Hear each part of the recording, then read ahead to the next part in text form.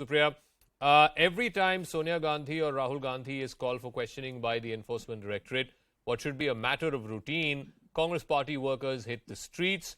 Two questions. If you're convinced about the innocence of your leaders, why should the same rules of interrogation and probe not apply to them as it did to others in this case, namely Mr. Kharge and Mr. Bansal? Congress party workers did not come out to the streets when they were questioned. So I'm going to answer your question in a bit, but because your report and also your opening comments have said some things which are not true, let me bust those myths. You had said, why did Young India take over AJL? I dispute that with all the knowledge in me and all the financial knowledge that I have on this case. AJL has not been taken over by Young Indian. It's a lie the BJP and its IT cell peddles. Don't fall for it. Young India is a shareholder of AJL. Debt was extinguished and transferred as equity like it happens all across the world, including in India. First myth busted. AJL has not been taken over by Young India. The second thing you said was... One second. Supriya, one second. I just want to clarify. I want to clarify on this. I want to clarify on this. You said debt was converted into equity. How much equity does Young India have in AJL?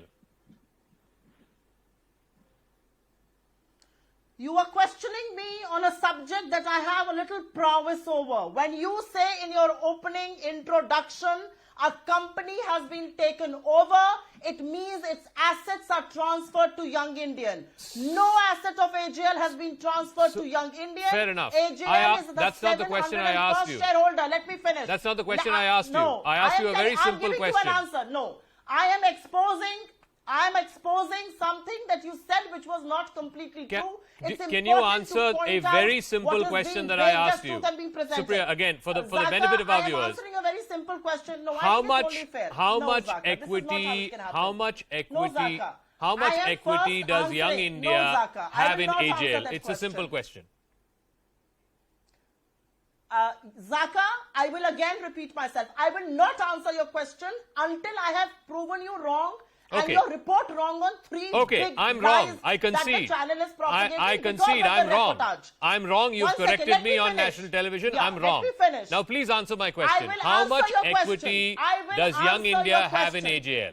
No, I will not. Okay. That's not how it can work. No. Okay. That's not how it can work. Let me finish my points. I will answer go ahead. Okay, go ahead. So your first thing was a completely wrong statement. Completely wrong statement. AJL has not been taken over by Young Indian. You said thousands of worth of crore of property. According to the income tax's own valuation that has been submitted, all the property of AJL is valued at 359 crore rupees.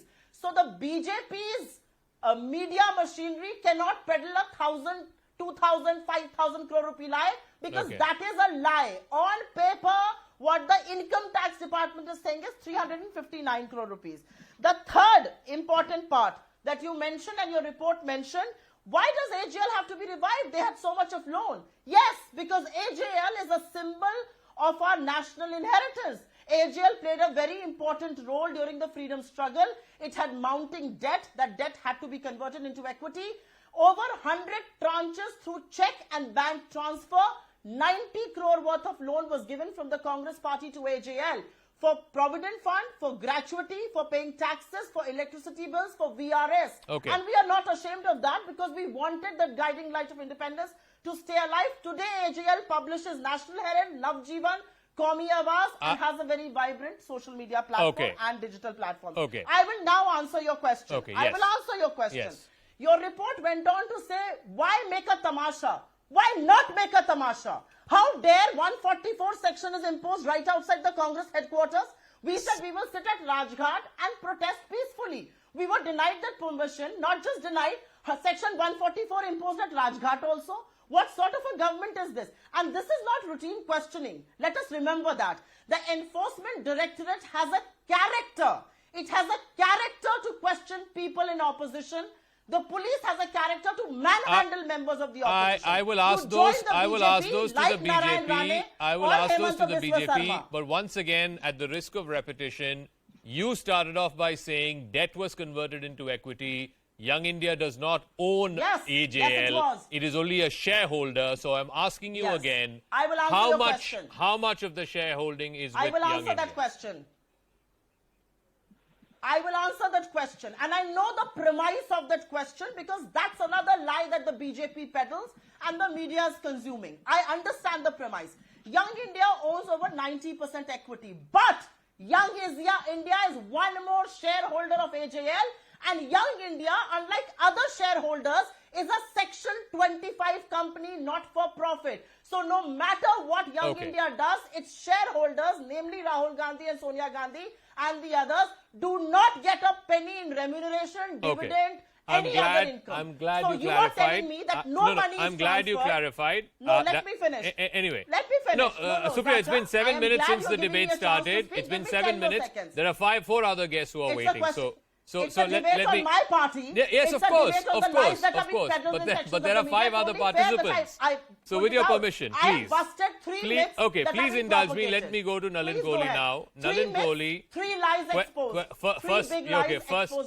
First thing that Supriya says she has busted is, number one, you are going on and on saying that Young India owns AJL. Young India does not own AJL. She says it's only a shareholding company. Just like any other shareholding company. Number two, she says it does not have thousands of crores worth of property. It only has 350 odd crores of property as per IT returns of AJL. Please respond to both of those points. No. As per income tax records. Yes, that's what I said. As per IT returns. Income tax has said 359 Yes, that's what I said. No. Not IT returns. Income tax. Okay. No, there's a difference. Okay. What I write in my IT return is different. The income tax on record has said our assets are worth 359 crore rupees. The income tax department, not us. Wrong there again. So Zaka, let me make my position clear. I have heard Ms. Srinath speak rather agitatedly. She's entitled to. It's none of my concern. I'm interested to put my point of view, and I hope I have the courtesy of not being disturbed at all. Okay. And I'd also request you to tell your team I'm receiving feedback of my voice backwards, so it's interrupting me. Yeah. So before you come to me, perhaps you can go to another guest. No, go ahead. I can hear you. We'll fix that as you speak. Yes, go ahead. You can hear me, but I'm getting disturbed with my own voice coming back in my feedback. It's being fixed as we speak, Nalin. Yeah, so let's first approach this as the matter is. This case happened 10 years ago, and this is also tweeted by Amit Malviya, my colleague in the party, where the Congress spokesperson or whoever it is from a Congress party acknowledges that the case is 10 years old. It has nothing to do with the BJP government being in power 10 years ago. It was Dr. Manmohan Singh's government which did so. Number two, what is the case? The case involves a company called AJL. This is an old company with assets worth thousands of crores. You may argue it is worth a few hundred crores. It doesn't matter. It has assets. This company was advanced loans by the Congress party. The Congress party is a political party, not a bank or an FBFC. This party then gets money on a basis by collecting it by chanda or donations from people, which means you have an income tax identity, you have an election identity, and your job is not to advance loans to companies or individuals. It is to do political purpose, and those funds are meant purely for that. In the meantime, this company is formed, which is your pertinent question, Young Indians. Young Indians is owned by the Nehru Gandhi family, primarily Sonia Gandhi ji and Rahul Gandhi ji. The entire loans of AJL get assigned to this company of Young Indians for some 50 lakhs or something like that. So it now raises a question. The shareholding of a company with hundreds or thousands of crores gets transferred to a company owned by the Nehru Gandhi family for an amount of 50 lakhs or something like that. And the question is why? If this company was shutting down, it would have got sold, the assets would have got sold, it would have got settled. So the question is pertinent, why is the Nehru Gandhi family taking control